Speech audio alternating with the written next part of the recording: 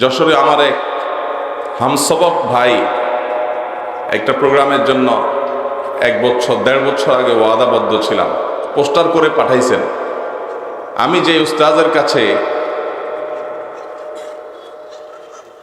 Tahawi শরীফ পড়েছি, তিরমিজি শরীফ পড়েছি, সেই উস্তাদের নাম 2 নম্বরে, উনি হলেন বিশেষ বক্তা, আর আমার নাম 1 নম্বরে, আমি হলাম প্রধান বক্তা।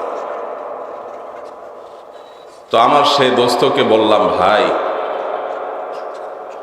এই যদি হয় আপনাদের মূল্যায়ন, এই যদি হয় আপনাদের হালত, তো উম্মতের জন্য এটা বড় অশনির সংকেত। আমি শারীরিকভাবে একটু অসুস্থ, কাশির সমস্যা বেশ প্রকট। এর মধ্যে আমার উসুল হলো আমি মাহফিল করি না।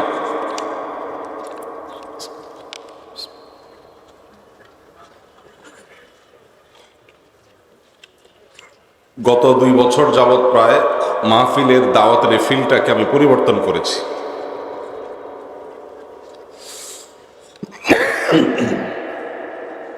একান্ত মুস্তাসনা কয়েকটি মাহফিল, হাটাজারির আলামিন মাদ্রাসা, জিনাদ আব্দুল্লাহ জাহাঙ্গীর মাহুল্লার মাদ্রাসা, আর এই মাহফিল, এ হলো এই সারা বছরের 3টা মাহফিল এখনো পর্যন্ত। এই মাহফিলে উপস্থিত হওয়াটা মূলত আমার ওস্তাজদের ওস্তাজ তুল্য ওলামা একরাম বা মুরব্বীদের নির্দেশ পালনার্থে। ময়মনসিংহ জেলা দ্বীন এবং ঈমানের বাংলাদেশের সবচেয়ে বড় দুর্গগুলোর একটি।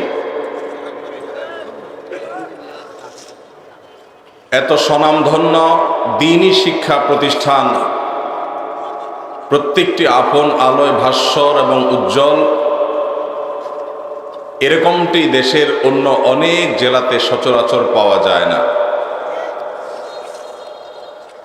আর সেই রকম মদিনাতুল ওলামা বা ওলামাদের শহর, ওলামাদের জেলা, দিনদার মানুষদের জেলা, সেই হিসেবে ময়মনসিংহের যে ওলামা একরামের বৃহত্তর সংগঠন, সেই ইত্তেফাকুল ওলামা কর্তৃক আয়োজিত এই মাহফিলে আমন্ত্রিত হওয়া, এটা আমার জন্য, একজন তালেবুল ইলমের জন্য অনেক বড় গৌরবের বিষয়। এজন্য আমার উসুলের বাইরে গিয়ে এখানে আসাটা বরং আমার জন্য আনন্দের বিষয়, উৎসবের বিষয়, খুশির বিষয় এবং শুকরিয়ার বিষয়। কিন্তু আমার আরেকটা উসুল হলো গভীর রাত করে ওয়াজ মাহফিল না করা, দ্বীনি আয়োজন না করা। আলহামদুলিল্লাহ, এখানে আমাদের ওলামা একরাম, আমাদের মুরব্বীরা সুন্নাতে রাসূলের আলোয় যারা উদ্ভাসিত, পোস্টারে কত চমৎকার করে লিখে দিয়েছেন সকাল 9টা থেকে রাত 10টা পর্যন্ত। পোস্টার দেখেই দিলটা ভরে গেছে আমার। এরকমই হওয়া উচিত বাংলাদেশের সমস্ত মাহফিলগুলোতে। আগে থেকেই মানুষকে জানিয়ে দেওয়া উচিত। 10টার জায়গায় 10:30 হলো, সামান্য একটু দেরি হলো, কিন্তু সুনির্দিষ্ট সময়ের মধ্যে মাহফিল হওয়া দরকার। বিশেষ করে শহরের মাহফিলগুলো গভীর রাত পর্যন্ত দূর দূরান্তে মাইক লাগিয়ে যখন আমরা করি, অনেক মানুষ আছে যাদের ডিস্টার্ব হয়, যাদের কষ্ট হয়। তারা হয়তো দ্বীনি মাহফিল দেখে কিছু বলতে পারে না। তো মাহফিলের মাইকগুলো প্রয়োজন অতিরিক্ত দূর দূরান্ত পর্যন্ত লাগানো হলে গভীর রাত পর্যন্ত, অনেক জায়গায় মাহফিলের ওয়াজ তো ওয়াজ, হালকায় জিকির পর্যন্ত শোনা যায় 12টা, 1টা, 1:30টা পর্যন্ত। এগুলোর মাধ্যমে দ্বীনের প্রচার যতটা হয়, দ্বীনের দুর্নাম আরো বেশি হয়। তো এই মাহফিলটির একটা আদর্শ দিক হলো সে গভীর রাত পর্যন্ত না হওয়ার ইঙ্গিত এখানে পোস্টারে আমাদের মুরব্বীরা দিয়ে দিয়েছেন, জাযাকুমুল্লাহু খায়রা। আরেকটি ভালো দিক আমার অন্তরকে শীতল করে দিয়েছে, তা হলো ভাইরাল হুজুর দেখলেই পোস্টারে বিশাল বড় নাম মুরব্বীদের উপর দিয়ে। এই বেয়াদবি অনেক মাহফিলের আয়োজকরা করেন। এই বেউসুলি অনেক মাহফিল আয়োজকরা করেন। এটা যেহেতু ওলামা একরামের, সিনিয়র ওলামা একরামের মুরব্বীদের তত্ত্বাবধানে পরিচালিত একটা মাহফিল, এই জিনিসটি, এই কালচারটি এখানে নাই। এটা দেখে আমার অত্যন্ত ভালো লেগেছে। মাহফিল এমন হওয়া উচিত। যশোরে আমার এক হামসবক ভাই একটা প্রোগ্রামের জন্য 1 বছর 1.5 বছর আগে ওয়াদাবদ্ধ ছিলাম, পোস্টার করে পাঠাইছেন। আমি যে উস্তাদের কাছে তহাবি শরীফ পড়েছি, তিরমিজি শরীফ পড়েছি, সেই উস্তাদের নাম 2 নম্বরে, উনি হলেন বিশেষ বক্তা, আর আমার নাম 1 নম্বরে, আমি হলাম প্রধান বক্তা। তো আমার সেই দোস্তকে বললাম, ভাই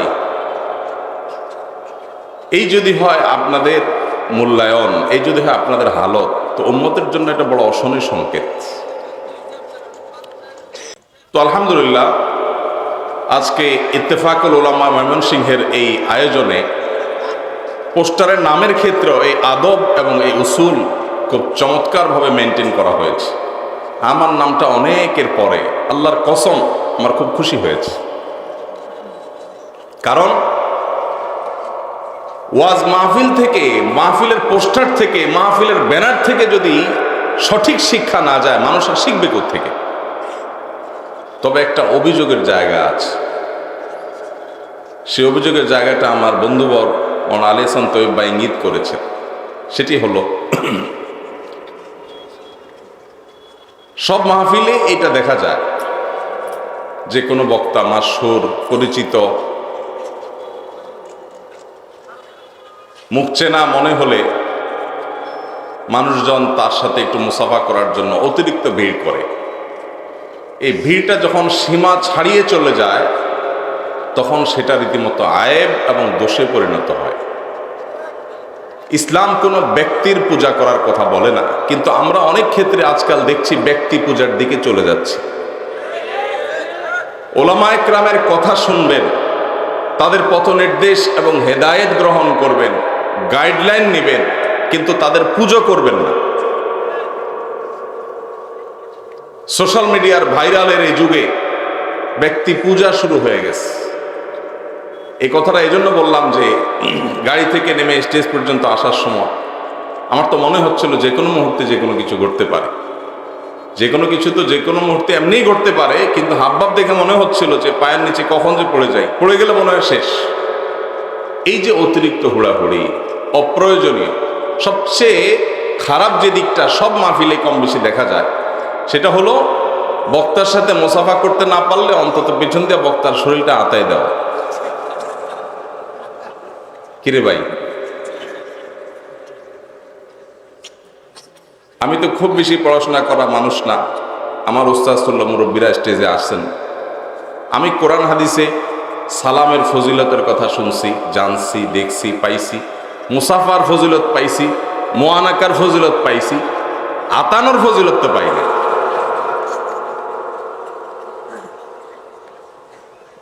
আপনারা সকাল থেকে এই পর্যন্ত সিরাতুন নবী মাহফিলে অনেক আয়োজন, অনেক আলোচনা শুনছেন, অনেক বড় বড় দেশি বিদেশি ওলামা একরাম আলোচনা করছেন। আলেমদের শরীরে আতায় দিলে কোনো ফজিলত আছে নাকি? তাহলে আতানোর কারণটা কি? আবেগ। সহিহ, আবেগ, অতিরিক্ত আবেগ, এটা মানুষকে গোমরাহির দিকে নিয়ে যায়। ভাই, আমাকে এত মানুষ ভক্তি করছে, মহব্বত করছে, আমার কাছে ভালো লাগাই কাজ করবে, কিন্তু আমার কাছে মনে হলো স্টেজে উঠতে উঠতে এটা আমার ত্রুটি, আমি আমার ভাইদেরকে দিন শেখাতে পারি নাই, দিন বোঝাতে পারি নাই। সবচেয়ে আফসোস লাগে যখন দেখি মাদ্রাসার তালেব ইলমরাও এই কাতারে শামিল। মুসাফা করতে পারে নাই, হুজুর পার হয়ে গেছে, তো অন্তত জামা টান দিয়ে ধরে।